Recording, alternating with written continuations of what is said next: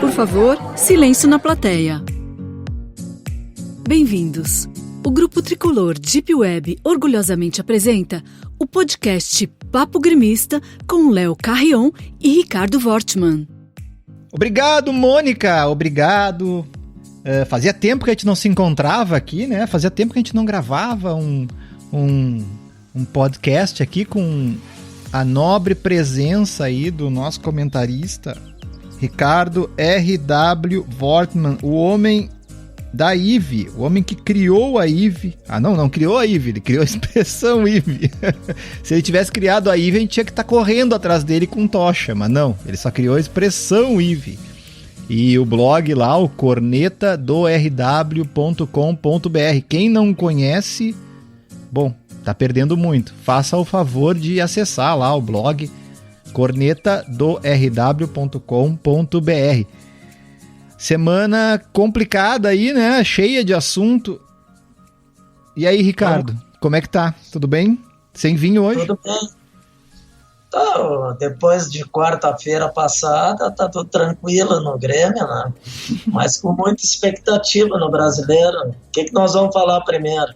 Tem muito assunto. É, isso aí. Hoje não dá pra titubear.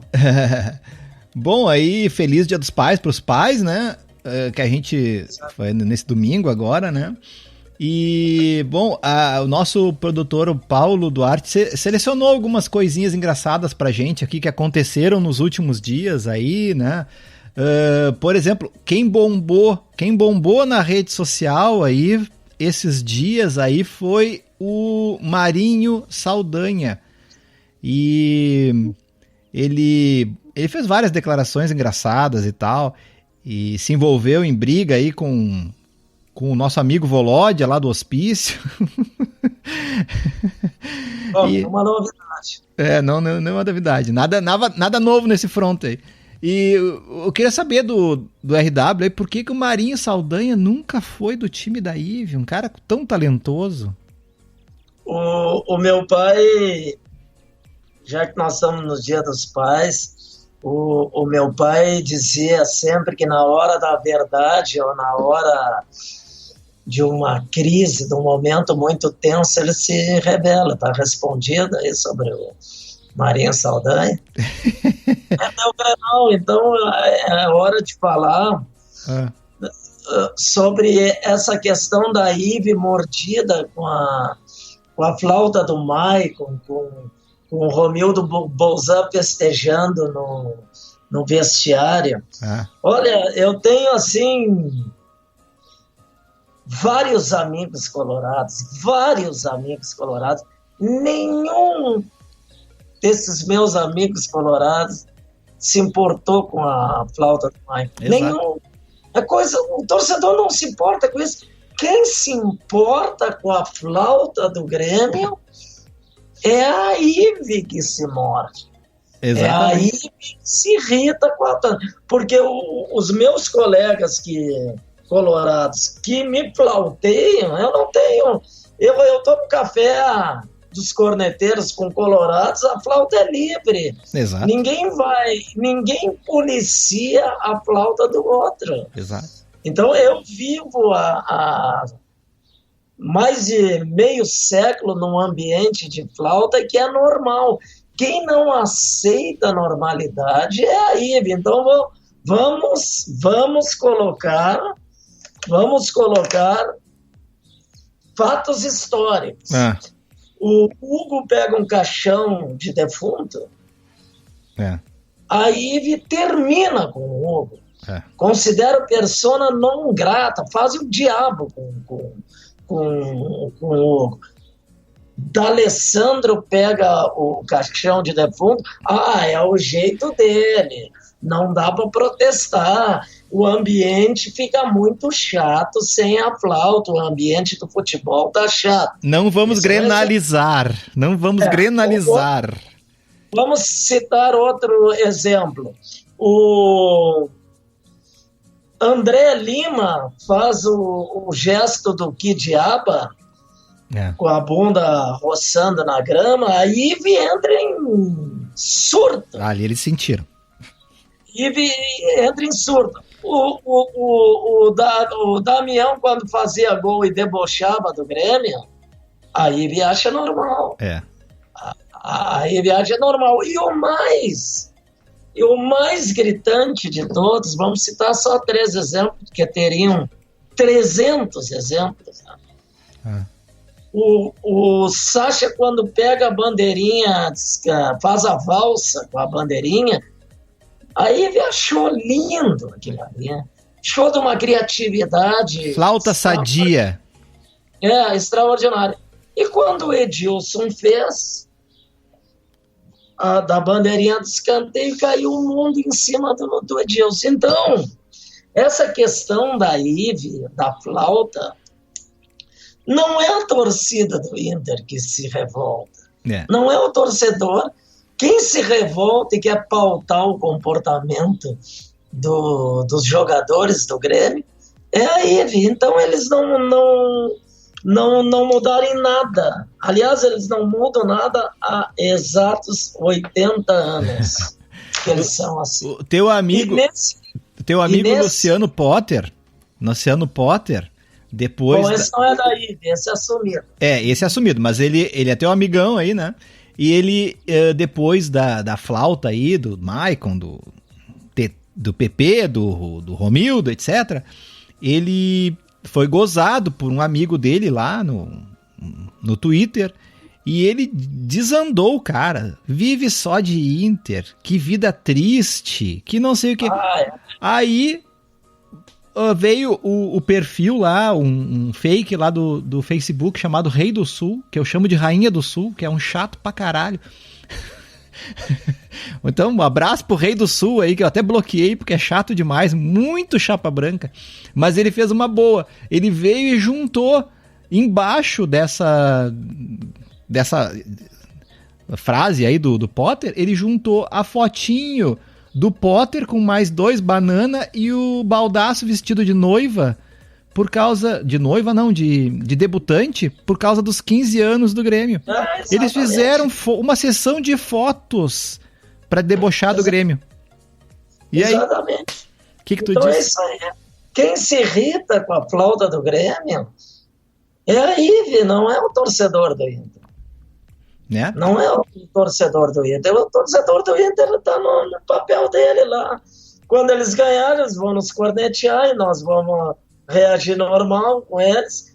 Agora, engraçado, né? mais um episódio, para mim o pior episódio que teve apoio da Ive foi quando o Dom Carvalho fez aquele artigo no jornal comparando o Grêmio ao Espanhol e Inter ao Barcelona.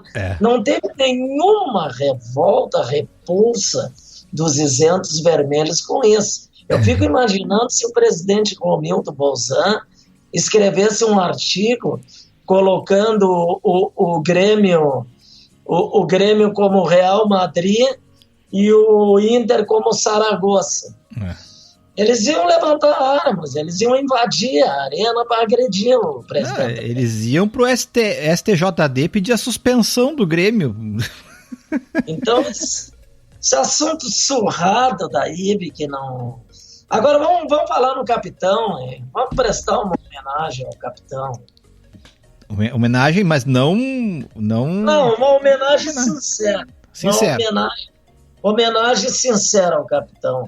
Eu queria agradecer ao capitão, que não tem nada mais gratificante que ouvir o programa O Café com Vinagre 12 horas depois, ou 24 horas depois de uma derrota do Inter.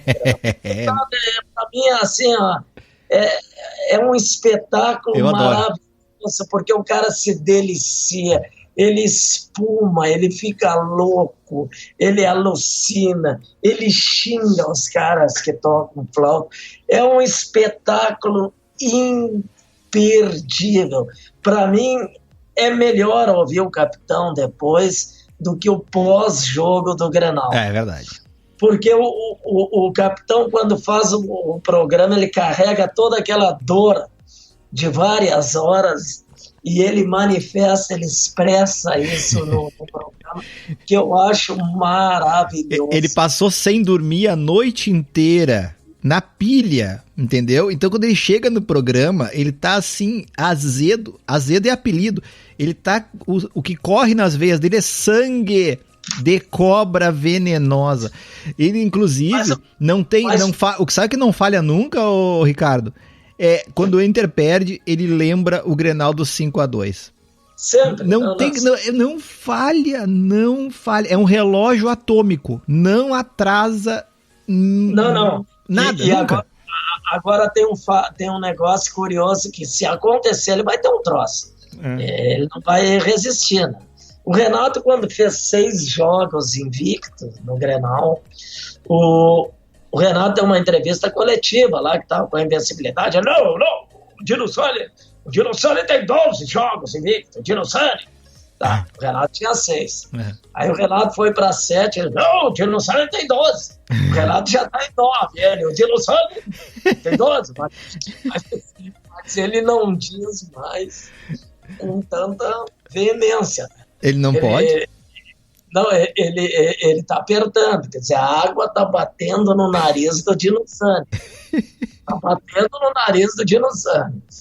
Então, o Grenal do 5-2, ele não esquece nunca. Não. Isso aí... isso é um espetáculo. O Roger não lembra. Não, isso não existe.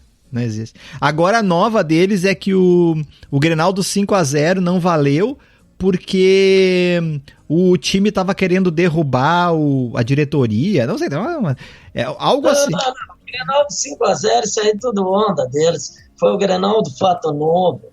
O presidente Vitório Carlos, que é um amigo meu, diz que ele detesta ser chamado de Vitório Carlos, né? O nome dele é Vitório Carlos Piper. O presidente Vitório Carlos demitiu o Marlon Brando, que provocou até um hecatombe em Hollywood, porque ninguém esperava que o Marlon Brando, conhecido como Diego Aguirre, ele fosse demitido, porque o Marlon Brando foi campeão e foi semifinalista da Libertadores. Ele tinha um bom trabalho. Aí ele demitiu o Diego Aguirre para criar um fato novo, e o fato novo foi o 5-0 do Roger Machado contra o Maionese. Tu assistiu o jogo do Inter, hein? Lá, o jogo do Inter contra o Curitiba, lá, a estreia do Inter? Não me animei a assistir.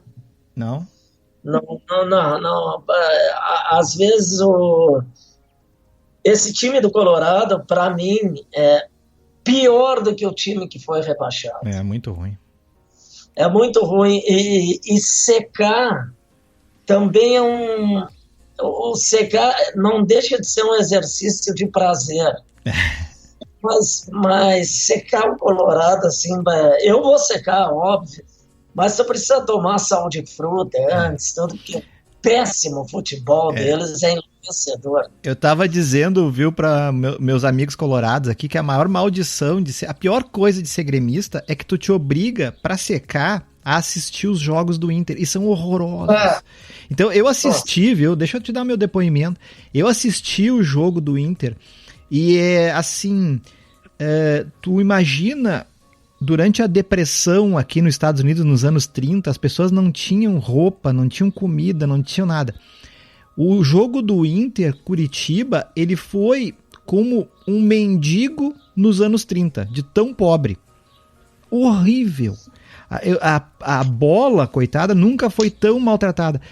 Gente, jogador tropeçando na bola e saindo pela lateral. Assim, de cada 10 passes, 8 eram errados. Uma tragédia. Aí, eu quero te dar aqui o depoimento do teu amigo Maurício Guinaçu Saraiva, depois do jogo, tá? Só para te dar, para quem não assistiu, né, quem não passou por esse sofrimento, eu vou dizer para vocês, um jogo horroroso, era para os dois ter perdido 3 pontos, tá? O Inter acabou ganhando, um azar lá do Curitiba e tal. Mas horrível. Diz o nosso produtor Paulo Duarte mandou esse aqui, que ele acompanha o Maurício Saraiva, eu não faço isso. Maurício Saraiva no Twitter: vitória consistente, indiscutível e indispensável do Inter na estreia do Brasileirão em Curitiba.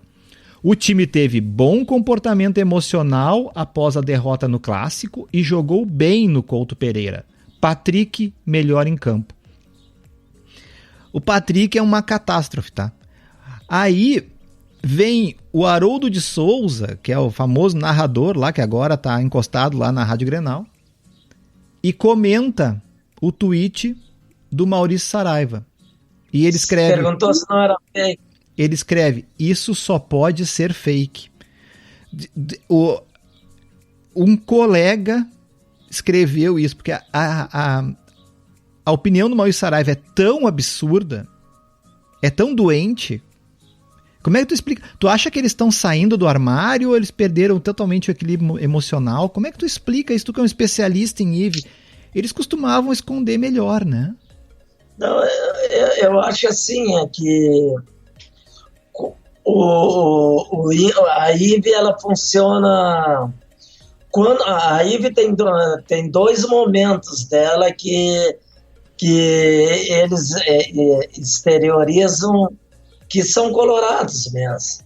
São dois momentos. Quando o ambiente está calmo, assim, não tem uma crise ou uma euforia, quando o ambiente está calmo, que é a maioria de 12 meses do ano de futebol, 6 meses não se refere a ambiente de tensão, essas coisas.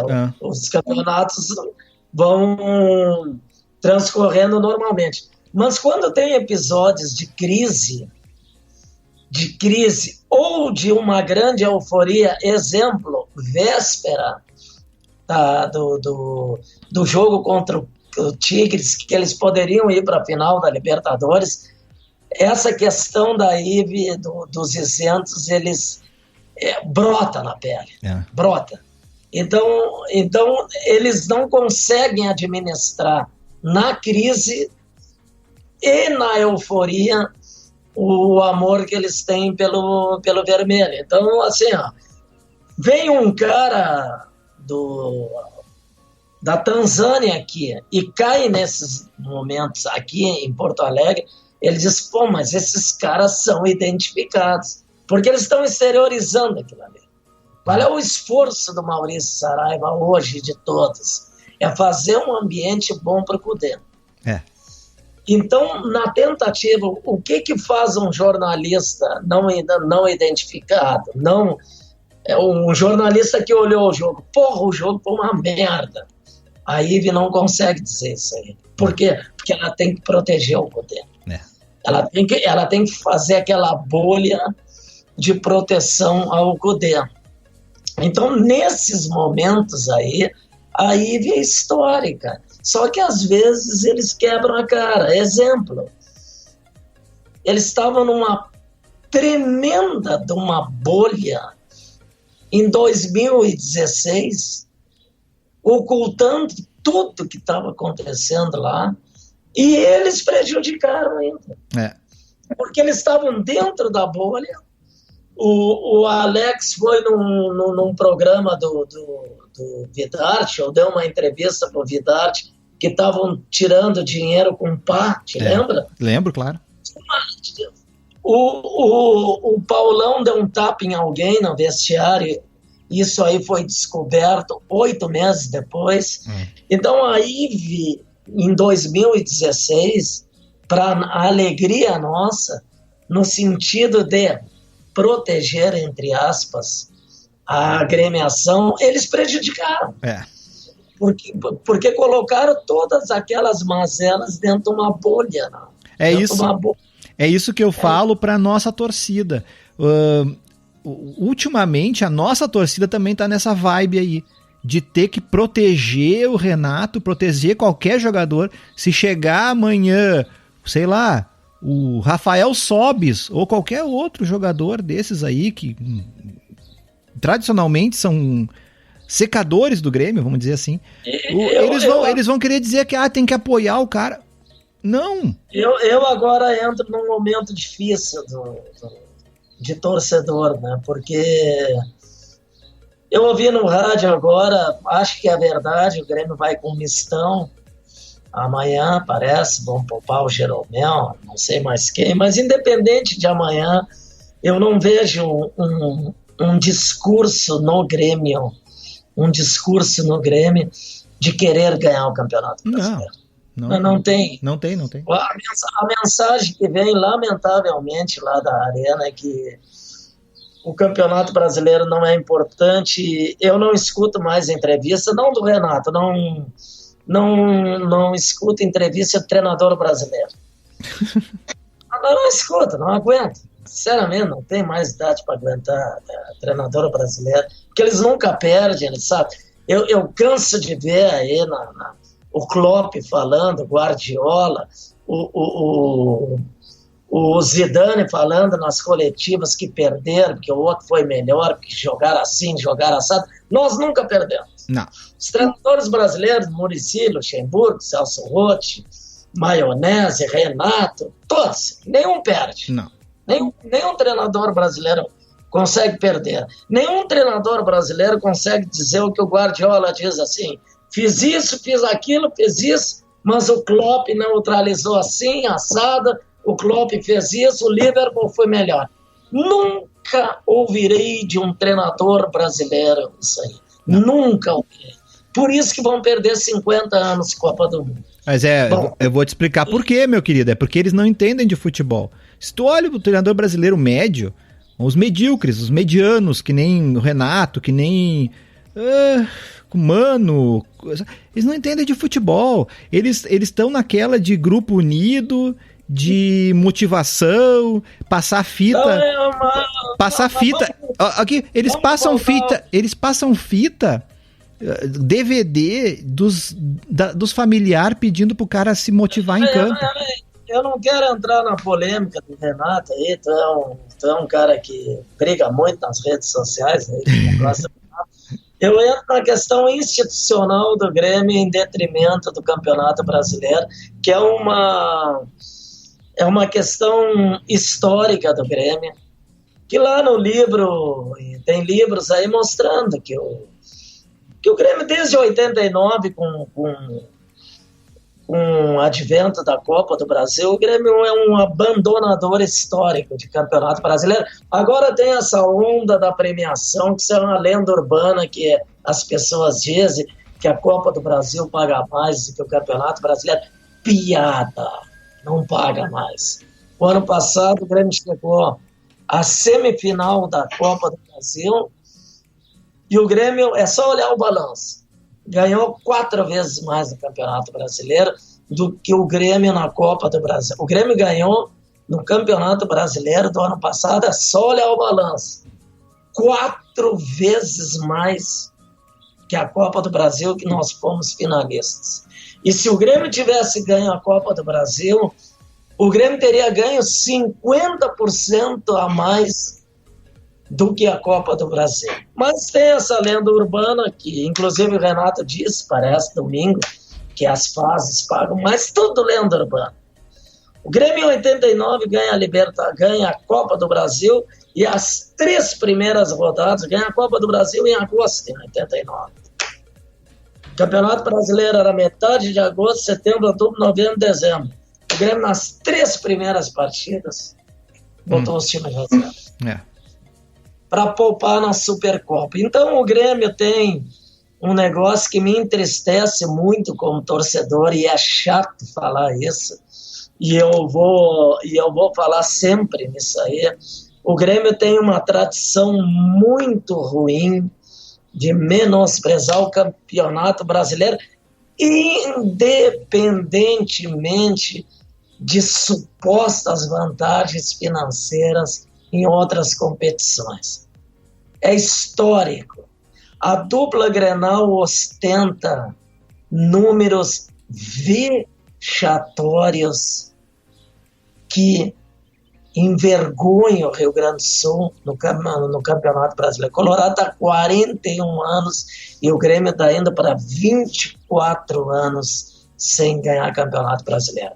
O blog Corneta do RW não faz mais nenhuma flauta ao Internacional. Porque eu tenho vergonha de estar 24 anos sem título, se encaminhando de 24 anos sem título. Então eu digo para os meus amigos gremistas, eu fazia essa flauta, não faço mais. Quando o Inter chegar a 50 anos sem ganhar campeonato, nós vamos estar 33 anos sem ganhar título. Não vai acontecer. 36 anos sem ganhar título. Então o Campeonato Brasileiro é um negócio assim que me causa muita tristeza, né? E acho vergonhoso o Grêmio ter só 2 títulos brasileiros, não. Acho uma vergonha. Por exemplo, o São Paulo, que tem 3, porque eu não aguento esse troço, coopera, esse troço aí. Não, o São Paulo tem 3 títulos da Libertadores. 3 títulos. E tem 7 brasileiros, se não me engano. E tem uma outra coisa que se fala muito aí, que a Libertadores, a Copa Libertadores, ela traz muito benefício para o clube porque ela divulga a marca mundialmente, divulga a marca na América Latina. Mas e o Campeonato Brasileiro não divulga no Brasil? Qual é a chance maior? Um chileno comprar a camisa do Grêmio e se tornar gremista? Ou um nordestino? Pra mim é óbvio. Tu tem que divulgar a marca e crescer tua torcida no Brasil. Vamos falar em Libertadores. Mas que palhaçada esse troço. Eu quero ganhar Libertadores, só que Libertadores é muito difícil. O time que ganhou mais Libertadores em 300 anos de Libertadores, quem foram os times? Independente. Grêmio, São Paulo. Não, do Brasil. Do Brasil. Grêmio, São Paulo e Santos. 3. 3 em 1.500 Libertadores. 3. As pessoas falam comigo como se o Grêmio fosse ganhar Libertadores esse ano, ou o São Paulo fosse ganhar um ano sim, um ano não. Não, ninguém ganha a Libertadores com frequência. Os clubes brasileiros têm... A Libertadores iniciou em 60 para 2000, 40 anos para cá. Em 60 anos, o brasileiro que ganhou mais a Libertadores foi 3 vezes. O Grêmio está ali. São Paulo e Santos. E aí, parece que o Grêmio, ou o São Paulo, ou o Santos ganharam 10 Libertadores. Mas o que é isso, tia? Que é isso? Aí tu bota 16 reservas do Campeonato Brasileiro para alçar um tiro na Libertadores. Pois é. E aí, olha só, e agora nem o Campeonato do Mundo, o Campeonato do Mundo não vale mais também, né? Porque a gente sabe que vai chegar lá e vai é tipo participar para ganhar medalha de participação, né? Quando eu digo isso, sempre tem alguém que diz, o cara não gosta da Libertadores. Eu gosto da Libertadores. Acho que se eu tivesse que optar entre os dois, Libertadores e Brasileiro, eu optaria para ganhar a Libertadores. Só que a Libertadores é muito mais difícil que o Brasileiro. Muito mais difícil que o Brasileiro. O Grêmio vai ganhar historicamente uma Libertadores. Talvez ganhe agora, o ano que vem. Mas a história está mostrando que ele ganha de 15 em 15 anos. Não é o Grêmio, os outros clubes. O grande Palmeiras ganhou uma Libertadores em 99. Em 99.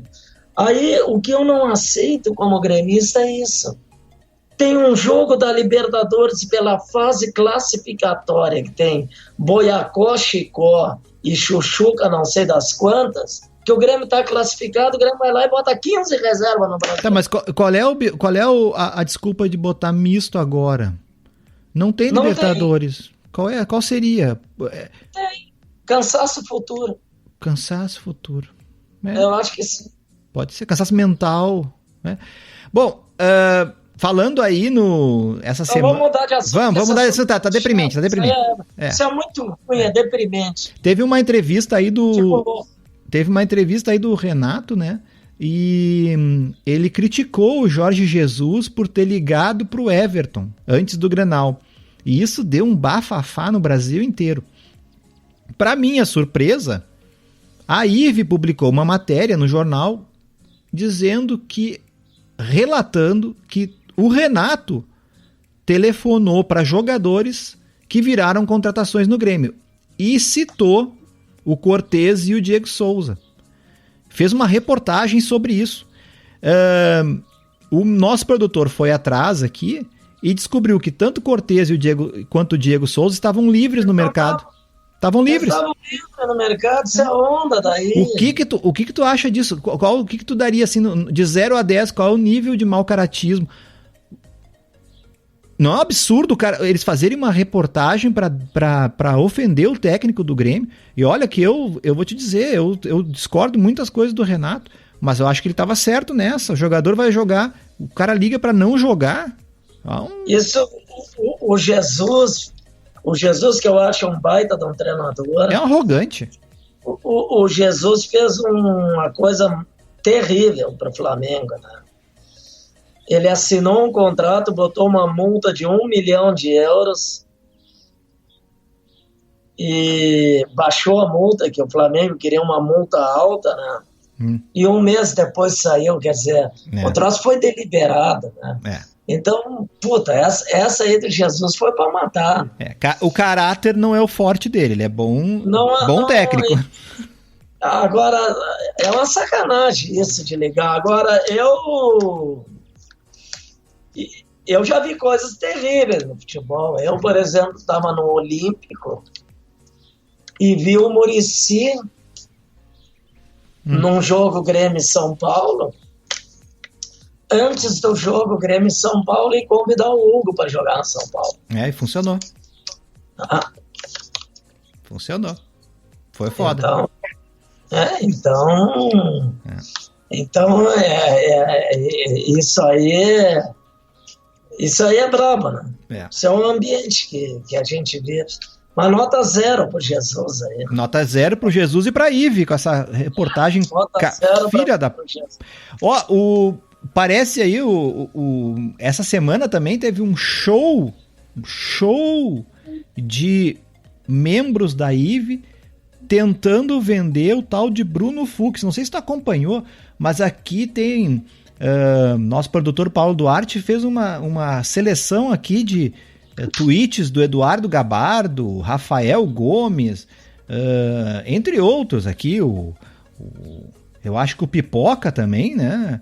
Olha, foi um show de tentativas de venda desse jogador. E culminou, como todos sabem, do sujeito não ser vendido, né? Acabou não sendo vendido, e o Justino Imitador, também conhecido como Pedro Espinosa, e o teu amigo Lacerda fizeram a versão de que o Inter teria recuado, o Inter recuou na venda do jogador, porque tem tantos interessados, o Inter recebeu tantas sondagens, tem tantos interessados, que o Inter vai avaliar qual time que ele vai vender para lucrar mais. O que que tu acha disso? Tu que é um especialista na imprensa, tu acha que isso aí eles fazem de graça? Porque, obviamente, estão tentando valorizar botar o cara no mercado e em parceria com a diretoria do Inter, né? Será que isso aí é feito assim, pro bono, de graça? Não, a IVE faz isso. A IVE faz isso com frequência, né? E às vezes dá certo. Por exemplo, vou te dar um cara que não tinha a mínima condição de jogar na Europa e jogou porque a IVE inflou demais ele aqui, o Macho Argel. Não tinha condições de jogar na Europa.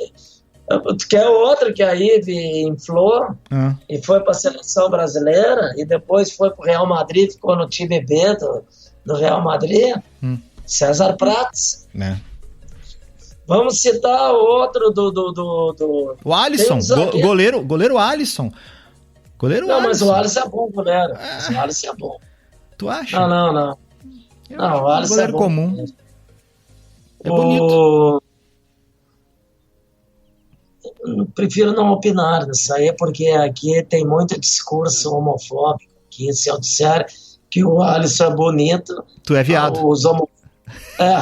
Eles fazem... Não teria problema nenhum. Qual o problema? Mas aqui o homem não pode chorar e o homem não pode ser... O homem não pode elogiar o homem, mas eu concordo contigo, o Alisson é muito bonito, mais bonito do que o Muriel. Vamos avançar. Mais bonito que o nosso goleiro. Mas não, o Vanderlei o Alisson é mais bonito. O Vanderlei é legal. Aliás, bom goleiro o Vanderlei. Tem outro zagueiro que eles tentaram vender. Qual que seria? Hoje está no Bragança Paulista, um enfeitado, um mascarado. Então a Ive faz isso aí, ela infla os jogadores e depois, quando o cara é vendido por 5 milhões de euros ou 3 milhões de euros, eles dizem que foi vendido por 15. E hoje o seu André Silva, que é um azul fascinado pelo vermelho, Andrezinho Silva, gremista. Azul, fascinado pelo vermelho, estava nessa barca aí do Fux. Né? Pois é. Inclusive chegou a projetar um valor igual a quem? Ao TT. Exato. Eu vi isso aí. E isso aí, eu vou dizer para vocês aí que estão nos ouvindo e pro RW, o nosso produtor aqui conseguiu o valor que está no Transfer Market aí do rapaz esse, ele está avaliado lá em 1,8 milhões de euros. O Inter supostamente estaria pedindo 10 e o Lille teria aceitado pagar 7 milhões e meio. Ó, só para lembrar, 1,8. Então, vamos ser assim, pezinho no chão, né, como diria o macho Argel. Alguém vai pagar 7,5 milhões? Bom, o Damião foi vendido por 40 milhões de reais, né? Então, depois daquilo, eu não duvido de nada, mas aí aquilo até foi pra justiça, o cara lavou dinheiro, um rolo complicadíssimo, né? Mas dentro do futebol, todo mundo tem acesso ao Transfer Market, né? Quem é que vai pagar 7 milhões e meio para um rapaz? Isso não existe. Não, eu nem desejo mal do rapaz, entendeu? Deve ser pobre, de família pobre. Jogador mediano. Jogador mediano. Tem se falado muito aí, Ricardo, no Ferreirinha. Tem um processo contra o Grêmio, teve negado aí mais uma vez uma tal da liminar, se critica muito aí. A gente ouve de tudo, né? Tem críticas ao empresário, tem críticas ao jogador, tem críticas ao departamento do Grêmio mesmo, né? Que não promove jogadores, promove muito tarde e traz muito lixo velho aí, enchendo o clube de ex-jogador. Eu vou te falar em... O que tu acha? Dá para resolver essa situação do Ferreirinha ou não? Eu acho que eu fico constrangido de falar isso, porque quando tu paga uma fortuna pro Thiago Neves e tá discutindo se é 20, 30, 40, 50, tu tá criticando o guri de ter pedido 100 mil, para mim fica muito difícil discutir isso aí. Porque tu trazer o Thiago Neves, que é um ex-jogador paneleiro, chinelinho, e dizem que ganha 500, outros dizem que ganha 400, não, pior, hipótese 300. Parece que tem é 500 tudo, vamos dizer assim, salário e aluguel do passe, que o passe é dele, entendeu? Então dá tudo 500. 500. Tá. Aí diz que o Ferreirinha pediu um absurdo, entre aspas, de 100 mil. E que o Grêmio teria oferecido 40, 30. Então essa discussão para mim é muito ruim, porque eu não sei se o Ferreirinha merece os 100 mil, né, no estágio que ele está, mas eu acho que 30, 40 mil é pouco. E aí tu compara com o que o Grêmio paga pro Thiago Neves, aí é constrangedor. O Robinho, por quanto acha que veio o Robinho? Vem por muito dinheiro. Ele estava ganhando 450. Então, vamos dizer que baixou pela metade. 225. É muito dinheiro para um cara que vai vir pro departamento médico. Passou o ano inteiro machucado. Bom, vamos voltar aqui para nossos assuntos mais interessantes aqui. O nosso amigo Diego Olivier fez uma coluna fantástica aqui, né?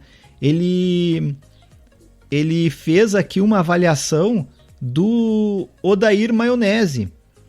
Ele chama o Odair Maionese de O Especialista.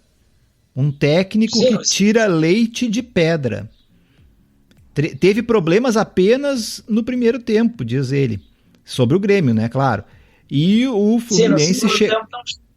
segundo tempo não está uma bola igual. O Fluminense chegou a ter mais posse de bola e chance de abrir o placar. Daí ele... Aí ele diz que o Grêmio ganhou por causa do centroavante, né? O Diego Souza. E o que tá certo, né? Mas, de qualquer maneira, ele faz uma coluna elogiosa aqui. Me explica aí, Ricardo, por que a Ive tem essa paixão pelo Maionese? O que o Maionese fez para esses caras?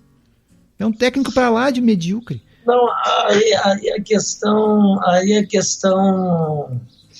Aí eu vou te dizer o seguinte, não é a questão da Ive, né? Aí é a questão do conceito. É o Texas. Em nenhum lugar do mundo não teria jornalista inglês, não teria jornalista espanhol, italiano, alemão, ou paulista, carioca, que elogiasse um técnico que vai jogar 6 vezes no Morumbi e não faz nenhum gol no São Paulo. Ou um técnico que joga 6 vezes no estádio do Manchester United e não faz nenhum gol. O Maionese jogou 6 vezes na arena, não fez nenhum golo, como dizem no Texas. Cara, só no Texas tem a defesa desse treinador. Os caras querem matar ele lá no Fluminense já, né? Tu sabe que os comentários no Twitter da torcida do Fluminense são tipo, Maionese, pega o teu boné e vaza. É mais ou menos por aí. É um técnico medíocre, né? Retranqueiro, né? Eu acho o futebol dele assim, o futebol dele horroroso. Eu vi um jogo agora, o primeiro gol do Manchester, do Guardiola, contra o Real Madrid, foi uma pintura. Teve determinados momentos, alguns momentos do jogo, o Manchester tinha 9 caras no campo do Real Madrid pressionando a saída de bola. O Maionese joga com 11 da intermediária pro gol dele. Mas aí não tem. Já é a idade da pedra, total. Aí não tem como segurar. E o que tu tá planejando? O que tu tá projetando aí pra final do Gauchão? É que a gente vai jogar contra o Caxias, né? E no início do ano a gente teve dor de cabeça com esse Caxias. A gente tomou bonito do Caxias 2 vezes aí, né? Mas parece que eles perderam jogadores, né? Parece que perderam 3 jogadores, inclusive o cara que fez gol no Grêmio. Tu acha que isso aí é jogo jogado já? Se o Grêmio perder pro Caxias, eu largo o Cornelius. Ele vai ter 4 vezes com o Caxias no ano. Não. Para mim o Grêmio é campeão, porque decreto meu, um decreto meu, eu não aceito isso aí.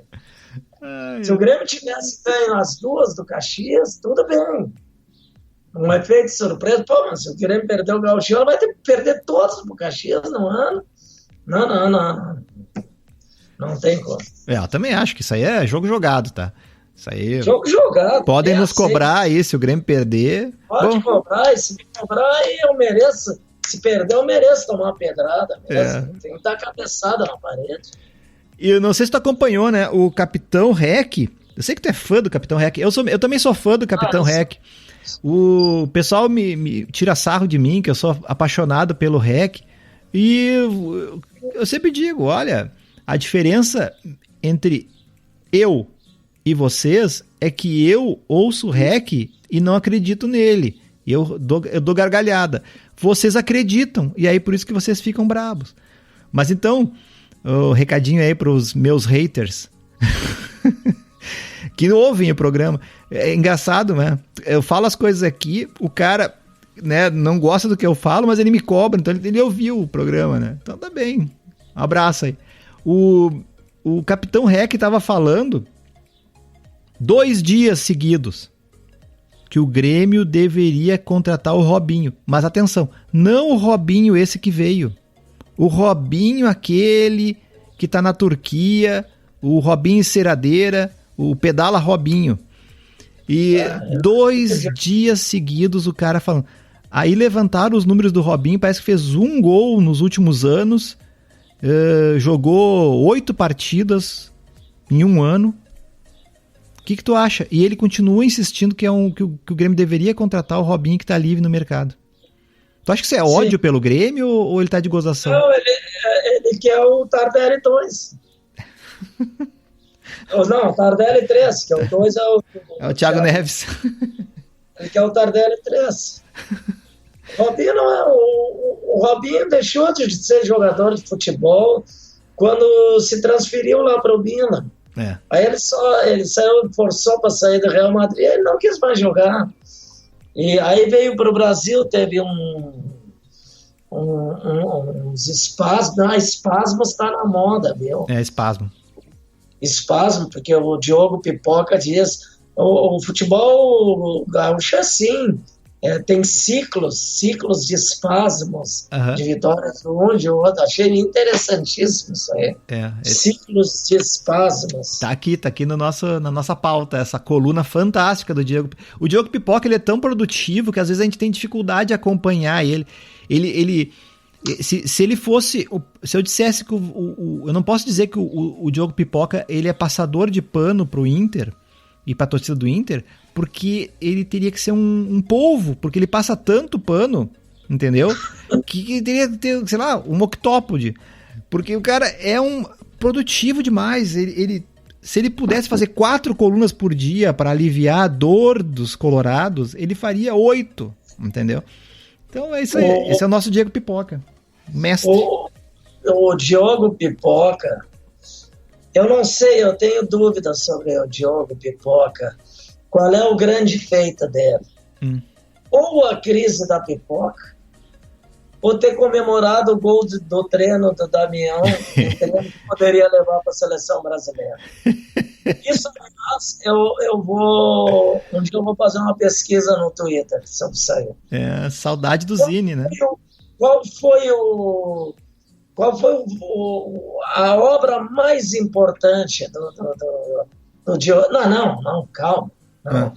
Que injustiça, tem a terceira. As Ovelhinhas, em parceria com o Luiz Henrique Benfica. São 3 grandes obras dele. O esquema das Ovelhinhas, né? O escândalo das Ovelhinhas. Gol de Damião pode levá-lo para a seleção, gol em treino. E a crise da pipoca. Na verdade, eu tenho simpatia pela crise da pipoca. Porque deu o nome para ele, né? Aí é difícil bater essa, né? Ele está imortalizado. Tem muita crítica aí também na rede social para os departamentos de futebol feminino do Grêmio e do Inter, né? Estou completamente por fora. Até agora, eles não deram condições, nem o Grêmio nem o Inter, parece, até então, né? Eu posso estar desatualizado nisso aí, mas essa é a versão que está correndo aí, até onde eu vi na rede social, que o Grêmio e o Inter não conseguiram dar condições para os seus times femininos de futebol poderem treinar. Daqui a pouco começa o campeonato delas e tal. E o Inter fez uma coisa espetacular. Ele pegou aquelas caixas da Ceasa que bota fruta. Ah, sim, eu sei, eu li. E deu para as gurias, para elas fazerem uma espécie de, eu não sei, um tipo de um treinamento que elas ficam subindo e descendo das caixas. Eu acho que é isso. Mas são umas caixas de madeira. E aí foram criticados, evidentemente, por isso, né? Que é uma coisa vergonhosa. Um clube milionário, né? Paga salário de $1.300.000 para o D'Alessandro, não pode comprar um equipamento baratinho para as atletas profissionais. Aí eles largaram uma versão na Gaúcha ZH, Clique RBS, explicando que as caixas de madeira parecem rústicas, mas elas são equipamento moderno de física. Eu vi isso aí. E cada uma delas custa R$500. As caixas do Ceasa, que o Inter deu lá, custam R$500 cada uma. Eu vi isso aí, até me mandaram e eu me esqueci de botar. Mas isso aí é a cara da Ivy. Agora me lembrei do zagueiro, o ex-Fux. Tu vai te lembrar dele. Ortiz. Ah, o Ortiz, mas era ruim demais. E tem a e tem a versão também Cláudio Vinck, né? Cláudio Vinck eles tentaram promover como lateral, como Ortiz, Cláudio Vinck. Esse aí, o Ortiz era um cara clássico, jogava, batia bem na bola, tava indo pra Europa. Foi pro Sport Recife e tá no Bragantino. Então, o Príncipe Charles vai jogar contra o Grêmio, né? Amanhã, né? Príncipe Charles no Ceará. Diogo Pipoca, meu Deus, a quarta obra do Diogo Pipoca. Quarta obra. A diferença entre Arthur e Príncipe Charles é que o Grêmio é um time mais arrumadinho. As quatro obras que nós estamos lembrando agora. É o mestre. Eu acho que tu tem que promover esse cara no time da Ivy. Não sei, dar uma medalha pra ele. Não sei. Pelo amor de Deus, tio. O time da Ivy, o Diogo Pipoca é o Zidane. Nós apelidamos ele de Zidane na formação. Que é o maior elogio. Sabe como é que ele é chamado dentro do time da Ivy, lá nos coletivos? O Pensador. O Pensador. Ele é o cara. Pifador. Já vou dizer, dar uma notícia em edição extraordinária para a Ivy do 2021. Tem muito conflito lá no ambiente da Ivy. O Luiz Carlos Reck, que esse ano assumiu a função de capitão e presidente, ele vai deixar a presidência. Eu acho que não está certo isso. O ano que vem não teremos o capitão de presidente. Eu acho que tá errado, porque ele tá acumulando muitas funções. Eu acho que daí ele tá, vamos dizer assim, fora de foco. Ele tem que nem diz o Renato, tem que focar numa coisa só, porque quem quer muito não consegue nada. Entendeu? Então acho que ele tem que focar só numa função, ou capitão ou presidente. Ele tem que ser. E aí o que tá achando do Maurício Saraiva de técnico da Ivy? Ele tá bem, ele tá se mantendo. Eu acho que ele tá se esforçando muito. A gente, inclusive, no início do programa, leu aquele tweet dele, genial. Eu acho que ali ele mostrou toda a sua habilidade, toda a sua malemolência, todo o seu balacobaco, todo o seu telecoteco. Ele é, né, um sambista, né? Quem é o jogador? Eu tive acesso essa semana aos relatórios da preparação física dos jogadores da Ivy. Quem tu acha que é o jogador mais preparado fisicamente da Ivy? Cara que corre todo o tempo. Que corre todo o tempo. Acho que é o Diori. É o Diori. O Diori. O Diori tá com preparo físico. O apelido dele como é que é? Bom amigo. Não, ele tem o mesmo apelido de vários dos políticos bem preparados fisicamente, Cavalo, quando era jovem. Sim. Assim, bom. Tu sabe que cada vez que ele fala que não foi pênalti pro Inter, ele corre, né? Corre da esposa. Então acho que isso ajuda, né? Então, são poucas vezes que ele fala isso, mas... eu nunca vi. Acontece de vez em quando. Eu nunca vi. Esses dias ele até criticou. Eu perguntei pra ele... se tinha sido falta, né? Aquela falta no Grenal. O Kahneman tomou um cartão amarelo. Nem respondeu. Não, respondeu. Numa falta que deram ali, aliás, que foi uma chance de... Se o Inter tivesse algum jogador bom, poderia ter sido gol, porque foi bem numa posição perigosíssima ali, né? E nem falta foi. E o Kahneman tomou cartão amarelo, tirou da decisão aí contra o Caxias. E eu perguntei pra ele 2 ou 3 vezes, tá? Eu fui insistente. Aí ele veio e respondeu pra mim, laconicamente, que não foi falta. Então ele criticou o Voaden. Por que ele não disse? Não, ele não fala no ar, ele só fala quando tu pergunta no Twitter, entendeu? Porque não pode criticar árbitro no ar, isso aí é errado. Então, colegas, né? E depois eu perguntei pra ele se falar toma ser punido com vermelho e dar uma cotovelada na cabeça do outro, ser punido com amarelo, tá dentro das normas. Ele não me respondeu essa, fiquei insistindo, mas não me respondeu.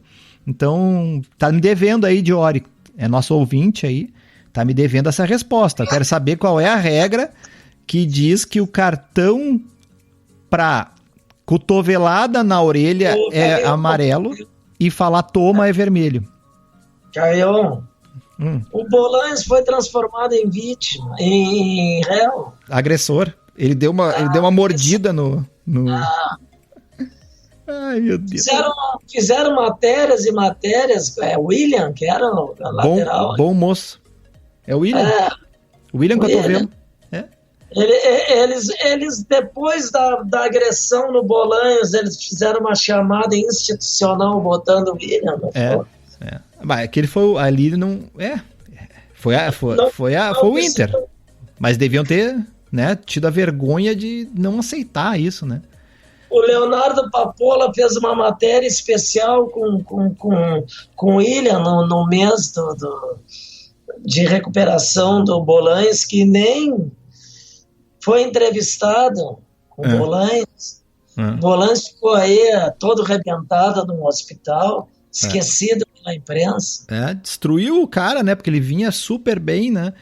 E acabou que criou uma situação. Eles estavam com muita inveja do Bolanhos, né? Porque o Bolanhos chegou no Grêmio, uma das maiores e melhores contratações que o Grêmio fez em muitos anos. E o cara veio como o melhor da América e veio jogando bem, né? Fez gol em final de campeonato. O cara. Aí. E aquilo prejudicou muito ele, né? Prejudicou. Talvez a ponto dele. Tem um jogador que saiu muito mal do Grêmio. Foi uma péssima contratação. Em termos de salário, foi uma péssima contratação. O Kleber Gladiador veio por um valor absurdo de salário. Mas o Kleber Gladiador, até ser perseguido criminosamente num jogo contra o Cruzeiro, que fizeram 6 faltas seguidas nele até quebrar o tornozelo. O Kleber estava muito bem. Estava bem. Ele vinha... Tinha feito até um gol no Colorado. Estava bem. Mandava o D'Alessandro calar a boca, não perdeu o Grenal. E aí se machucou e fudeu. O Mário Fernandes, te lembra que eles quebraram o Mário Fernandes também? O Mário Fernandes eles quebraram também num Grenal, né? Então... é isso aí, né? Essa é a arbitragem gaúcha, né? E que mais que nós temos? Tu tem que me falar do esquema lá do teu blog com a Amazon. Tem gente perguntando aí como é que funciona esse esquema aí do... Por exemplo, eu vou fazer uma pergunta específica, tá? Eu compro muita coisa na Amazon, tá? Aí se eu quero... sei lá, comprar um microfone novo aqui pro estúdio e eu quero, sem custo nenhum pra mim, né, claro, mas eu quero apoiar aí a resistência, quero ajudar nos teus custos do blog para aumentar a qualidade do blog, aumentar mais postagens e tal. Eu posso chegar para ti... Hã? E para tomar um vinhozinho, para tomar, claro. E então eu vou comprar um microfone. Eu posso chegar para ti, mandar uma mensagem e dizer assim: ô Ricardo, eu quero comprar esse microfone aqui na Amazon. Tu pode botar o link para mim lá numa... Então, vamos explicar... O que tu acha? Olha como a resistência pode ser patrocinada sem nenhum custo na resistência, no leitor. Eu boto pouco link ali da Amazon. O blog só ganha comissão se o produto que estiver no link anunciado no blog for adquirido naquele link. Vou citar um exemplo. Eu coloco lá uma televisão de barbada que bota frequentemente, da Samsung, 700 pila. Se o cara entrar ali no link, no blog, e comprar outra televisão, se não aquela, 0 pila para o blog. 0. Sim.